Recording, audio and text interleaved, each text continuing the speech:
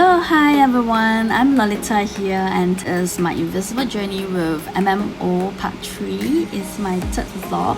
So, the last I actually talked about was how my whole journey started, and today I'm going to share with you what actually happened after I was admitted to the ward. Okay, so the next morning when the neuro team came to see me, my direct physician, which is the neurologist, had told me like he suspected that I have this demyelinating central nervous system disease, which is called neuromyelitis optica. But he said it's not confirmed because he need to do all the clinical investigation. He gave me a 5-day high dosage steroids, 1 gram per day. 1 gram is about 1000 mg. Normal cases, people are just taking like maybe 5 mg, 10 mg for oral. But for treatments like that, to treat relapses, they usually give it in high dose. Okay. I responded pretty well. After the 3rd day, my vomiting and my hiccuping actually stopped, and then after that it's 2 days and then tapered down. I was sent off to do a MRI scan for brain again, and also the whole of the spine. The reason why they include spine is because I'm feeling the numbness at the right trunk of my body. A lumbar puncture, many blood tests, and one of the important tests to test whether you are positive for MMO is porphyrin 4 blood test. Yeah, so if you are positive with that AQP4 or anti-MOG test, then you are considered as an MMO patient. Meanwhile, with all the clinical investigation going on, I was given the steroids infusion, and MRI scan came back to show same thing. The brain, the spot that they found in Hong Kong is still there, and then they found another, they call it inflammation, just right along my vertebrae. So it's from T3, okay, to T8 all the way, and in particularly they see enhancement at T7 and T9. That means there's a lot of active inflammation along T7 and T9, which is exactly where I'm feeling the numbness of at the right trunk of my body. So this kind of confirm of what I am diagnosed with. My neurologist actually came in to sit down with me, tell me what neuromyelitis optica is all about. Dr. Derek was a very nice physician. He was a very gentle soul who came in to speak to me like 3 days after, and he was telling me that MMO is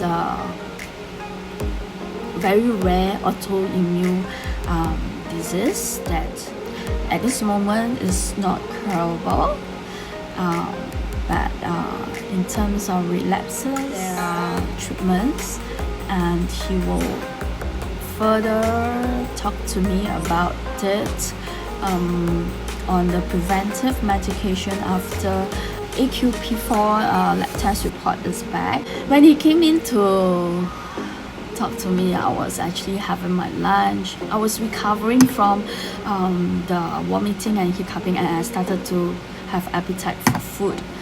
So he sat right in front of me. My reaction was just smiling and trying to understand what it is all about. It was a mixed feeling because I don't know how to react, and I don't know what to expect at the time. Went to rest, and all of a sudden I just had a feeling of fear.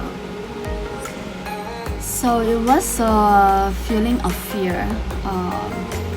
It is just like it's just overtake me, and that was really the first time that I break down.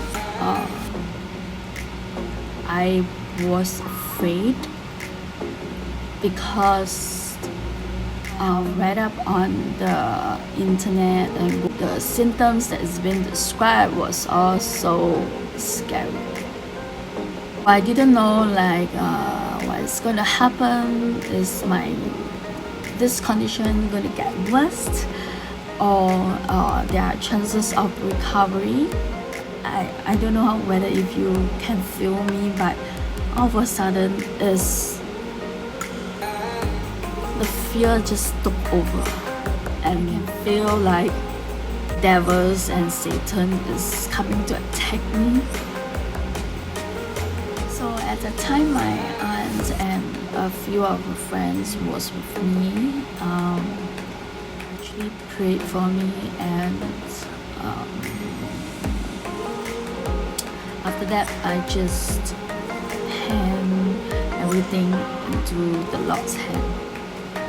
That afternoon was so tiring for me because I was trying to let things sink into my brain, let things sink into my heart, as in what I'm going to go through and what I'm going to going forward, what I'm going to face. To get myself understand the disease more, I read more, understand what is the disease about, why it happened.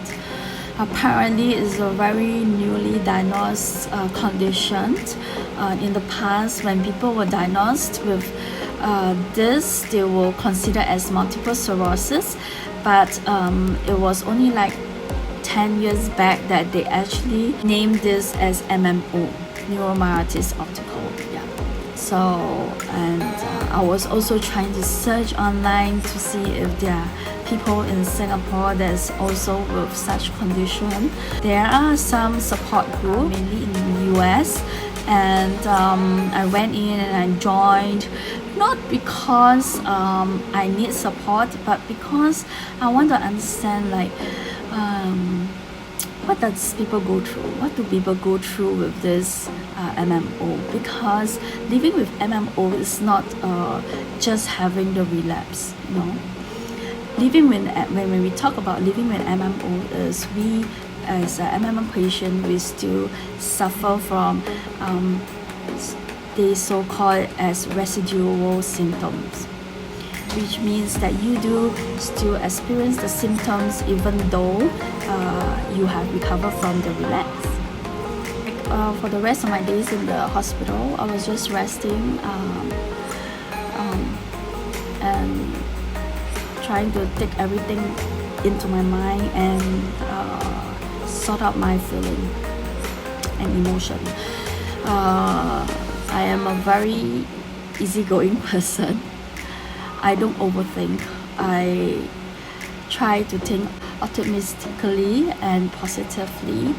So upon discharge from the hospital, I have already sorted out with myself and placed myself in the Lord's hand and asking for God to take over, asking for His peace, which is the most important.